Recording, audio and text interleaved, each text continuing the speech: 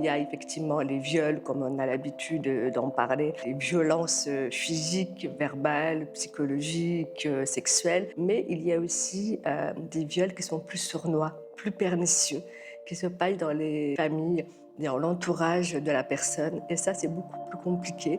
C'est souvent quand l'enfant a entre 3 ans et 15 ans. Et c'est des climats incestuels qui sont beaucoup plus compliqués pour la victime parce qu'il n'y a pas forcément eu de viol avec violence. Ça a pu se passer dans la douceur, ça a pu se passer dans la manipulation. Comme on peut voir au cinéma avec certaines actrices qui ont vécu des agressions sexuelles quand elles avaient 10, 11, 12, 13, 14 ans, où effectivement il y a un climat de séduction qui s'installe de la part de l'agresseur et qui va érotiser le corps de l'enfant. Et c'est vrai qu'on est dans une société où on érotise beaucoup le corps de l'enfant et on ne prend pas en charge le développement psychosexuel de l'enfant. On met l'enfant au même niveau que l'adulte. Pour ces victimes-là, c'est beaucoup plus difficile de venir discuter de leur problématique parce qu'il n'y a pas eu l'acte isolé de violence sexuelle comme on peut l'imaginer.